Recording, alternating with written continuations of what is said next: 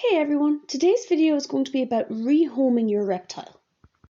There are many reasons why someone might need to rehome a reptile. Either you've got too many, or you're moving house and you're not able to bring them with you, or maybe the reptile's owner has died and you need to find them a new home, or even just you're finding that you're not that interested in keeping them anymore, so you think they'd do better with someone else. These are all perfectly valid reasons to rehome a reptile, and once you've decided to do that, it's important to make sure that you're careful how you go about rehoming them. This is a male corn snake that I recently got. His name is Fanta, and I've decided I'm going to be rehoming him because I do not have any breeding plans for him, and to make sure that I do not collect reptiles per se and have too many, my rule of thumb for myself is I'm allowed 2 pets and everything else has to have a purpose. I used to have a lot more animals than I currently do now, and I just found that I kept getting more and more pets. I kept getting more and more ones that were being rehomed by someone else, or I'd pick up one that was like, oh, but it's injured, or oh, but it's sick, or I want to help it, I want to, make it feel better. And I had too many. I was overrun. I was just overrun with them. So I decided to put in a rule that I have to have 2 are allowed to be pets. Everything else either has to be a future breeder, a current breeder, or one that I'm currently rehabbing to then rehome at some point, not to keep. Originally, I got Fanta with a female, and they're both roughly of the same morph, and they had a couple of hets that were interesting that I wanted to breed out, but unfortunately, when I got them, the female had recently laid eggs for the previous owner, and when I got her, she was kind of the skinny way that corns are after having a big clutch of eggs. And apparently, according to him, she actually double clutched, so she had 2 clutches of eggs. She was fairly skinny, but I thought she was okay. But within about 2 weeks of me having her here in quarantine, she just passed away. So I just woke up one morning and she was dead. So obviously I have no one to breed Fanta to, so I kept him for a couple of months in quarantine to make sure that it wasn't an illness or a disease that the female had that was going to pass on to my other reptiles.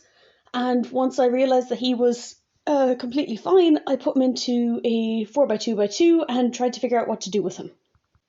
I took a look around and I could not find any females that would suit him very well because of the specific hets he has that I wanted to try breed out, and that was the entire point in the first place.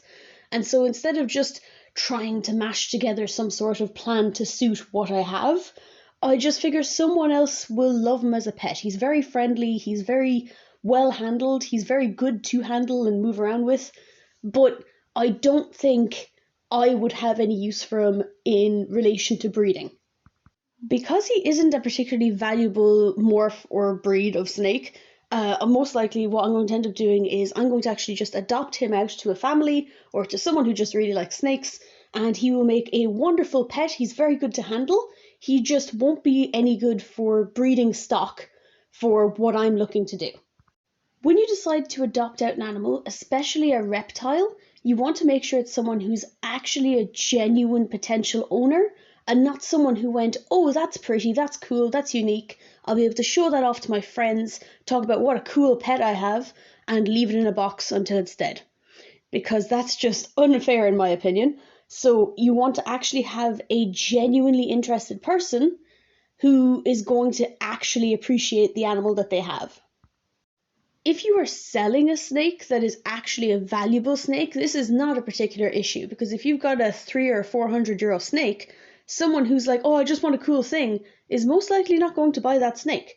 However, the free one, or the one that's got a 15, 20, 30 euro adoption fee on it, they'll be like, yeah, I can spend that just to have something cool. After fees, you're talking about enclosures. So if you're giving away an enclosure with a snake, if you've got a baby snake, and so it's a small enclosure that's not going to be there for the entire adult life, make it extremely clear how much this bigger enclosure will cost, how soon will they need to be upgraded, etc., etc.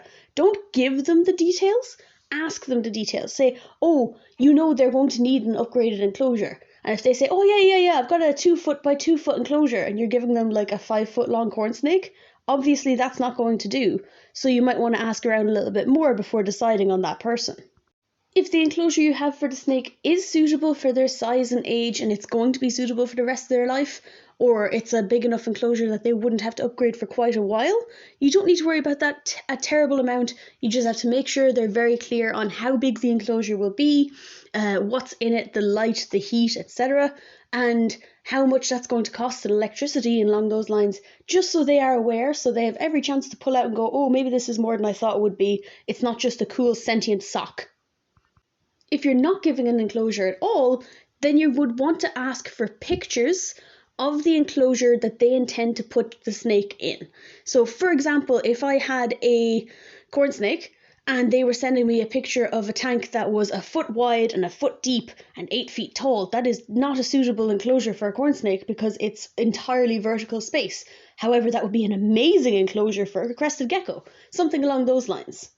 So just make sure that the enclosure they have is suitable, and if they don't have an enclosure, then you'd probably want to just check around for someone who has one first, because that's the only way you know for sure that they're going to have the enclosure they say they're going to have.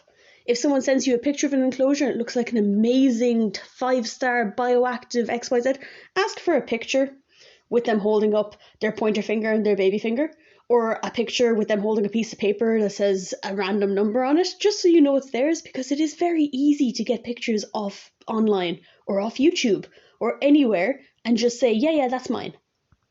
The next and most important one would be experience. Has this person had X type of reptile before? Have they had a snake before? Have they had a lizard? Do they have it anymore? Why don't they have it anymore? If they said they had a leopard gecko, they got it as a baby, yeah, it lived to the ripe old age of 2, and then it died of natural causes. No, they don't live till 2, they live till like 20. So that might be a little bit of a red flag. Even if they don't realise it, they might not intend anything bad. They're just not very well informed. Whereas if someone says they had a corn snake and it lived to the ripe old age of 28 and then ended up getting sick and had to be brought to the vet and had to be put down, that seems fairly plausible to me. And now they have the enclosure left over and that's why they want another corn snake, because they missed them. Hell yeah, you can have my snake in a heartbeat.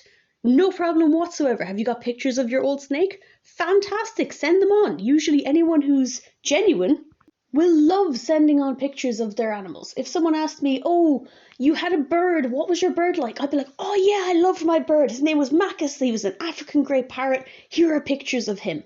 Without even being prompted, I'd be like, look at him, look how great he was. And that's just the way it is. If someone's genuinely enthusiastic and happy about their pet and they did actually care for them, they're going to have so many pictures, they're going to want to talk about them all day, etc., etc. Some people are a little bit less forthcoming, but that's fine. Each to their own. But usually someone will have at least some knowledge, some pictures, some story or anything about their animal if that's their spiel per se. If the person applying for your animal is not someone who's had one before, it doesn't mean they can't have one now. It's completely up to you. If you've got a corn snake that eats every time, sheds perfectly every time, is fantastic to handle, they might be suitable for a first-time owner. If you've got a hognose that is very picky with food, doesn't shed well, hisses a lot before they're being picked up and just isn't generally happy to be handled, they might not suit a first-time owner at all. They might be better off for someone who's a little bit more experienced. It's entirely up to you and your snake. The next question to ask is, why do they want this snake? Some people will just be like, sure, they're cool, I like them, I think they're pretty nice, and I've always wanted one. No, don't give that person your snake. Just it may seem a bit strict. I just like to know that the animals I'm giving out are going to someone who's actually going to appreciate them and actually wants them. So if it's someone who's just like, sure, I saw the ad and I thought, sure, why not? No, you cannot have the snake. If it's someone who goes, I've always had corn snakes and my last one died 2 years ago and I still have the tank and I've just really wanted one since and I haven't had a chance to really look around and get one. I happen to see him. Okay, maybe you might be allowed the snake. But it's just, again, it's entirely up to you and just sort of sussing out whether or not they're a genuine person or if there's someone who's going, that's a snake, it's free, I could probably sell it for 30 or 40 euro, and just doing that, which I do not, it makes me a little bit mad. And then last but not least is food. So I have a corn snake, he is eating small wiener rats, this is how often he eats it, this is the way he eats it. Are you prepared to do that? And if they go, ooh, I don't particularly like rats, rats are scary, rats are spooky, I don't like them, they're disgusting, they're vermin, they give me the creeps. Will they eat anything else? No, they will not. No, you cannot have the snake. I'm sorry, but if you're going to be worried about their food, I'm going to be worried that you're not going to be feeding them as often as they should be because of your squeamishness around the food. Some people can't help the fact that they're scared or nervous around rats and rodents. That is completely okay, but you cannot have the snake. If you want to be polite about it and someone seems like they'd really like a snake but they don't think they can deal with the rodent part of it, steer them towards egg-eating snakes or garter snakes, which have egg-eaters obviously have eggs, and garter snakes like night crawlers, worms, small bits of fish, stuff like that, that isn't necessarily rodents. So they can still enjoy keeping and having snakes, they just get to skip the rat and mouse part. Once you've found someone that you're happy with, that you think would take good care of your snake, that you're confident will give them a good life, you can then at that point either do a home check if you so wish, but I find that doesn't go down very well in Ireland specifically for reptiles because there are so few people who take reptiles, who like actually keep them properly, that if they've passed the send me a picture of your setup, do you feel comfortable feeding them the correct stuff? Do you feel comfortable upgrading them when they need it? At that point, you've basically got all the information you need. The only thing you might want to check is if you bring the snake yourself to their house and you're like, oh yes, I can deliver, bring the snake to their house, you get to meet them, you get to know where they live, just in case, just as a precaution. And they've got their setup and stuff, you get to see that it's there, put snake in, there you go, you're happy, you know snake is in the correct place. And that's you happy out. If you show up and they're like, oh yeah, we don't have the tank yet, so we're using a lunchbox with a brick on the lid to make sure he doesn't get out. No, you cannot have the snake. You said you'd have it ready. You do not have it ready. I have other people who are waiting. Adios. And you leave, and they don't know where you live in case they're mean people, but you know where they live, so you can avoid them. I swear I'm not as paranoid as voicing this is making me sound. I'm hearing it myself now, and I swear this is not the way I am, but only maybe a bit. This last thing I'm saying, I cannot stress enough. If you feel you are not able to complete all of these things, if you feel it is a lot of hassle to try and sort out where this animal is going to go, contact your nearest animal rescue society and give them the animal, because they will do all of this for you. You do not need to be involved in any way. You will not know where your animal is. However, you will know that all the necessary steps have been completed by professionals. If you do not know any local groups that would take a reptile, go to your nearest SPCA, that's the Society for the Prevention of Cruelty to Animals, and even though you are not being cruel to an animal, that is not their point. Their point is to make sure that animals are given the best life that they can be given and are in a safe environment where they can exhibit all of their natural behaviours, and to do that they will take in animals that need to be rehomed. They will take in animals that have been abandoned. They will help treat any animals that are sick or injured that can be treated in any way. In Ireland, we have the ISPCA, so the Irish one, and then we have the DSPCA, which is the Dublin one specifically, the KWWSPCA, so on and so forth. It's all different sections of Ireland. So I know in America, in England, etc., they all have their own SPCA for specific places. And SPCA knows all of the other rescues. So if your local SPCA cannot take in reptiles, they can give you the name of somewhere that will. Please, for the love of whatever God you do or do not believe in, do not release your animal. Do not abandon your animal. Do not leave it in a box on a doorstep hoping that it is found before night time and then it freezes to death. Just give it to someone. And there is no fee to hand in an animal in most places. Most pounds, most shelters, most etc. There's no fee. There's no major paperwork. You're just writing down, yes, I hand this over. I'm not going to sue you saying you stole it.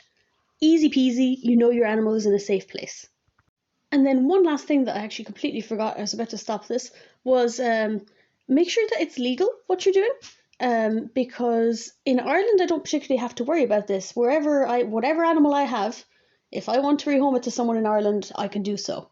However, I know in America and such, there's like certain states that you can't have tegus or iguanas or certain species of snakes and stuff like that. So just make sure that you are using the the legal papers required, like CITES certs and stuff, if they are required.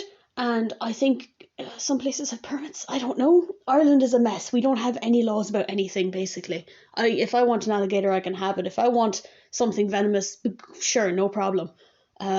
We only outlawed big cats recently enough. So, I don't know about that in particular. I cannot give you advice, but just make sure what you're doing is legal, that you're giving it to someone somewhere that they are allowed to have it, because otherwise you might be in trouble with the law because you have sold an illegal animal or given an illegal animal to someone somewhere that it shouldn't be. So yeah, just keep an eye on that as well. This is not an entire and complete list. Obviously, things will change per animal, things will change depending on where you are, and so on and so forth. But just make sure that you have at least these basics already in mind when you are going to be giving an animal to someone. So that's it for this video. If you have any questions, leave them in the comments below and I'll do my absolute best to help. And thank you very much for watching.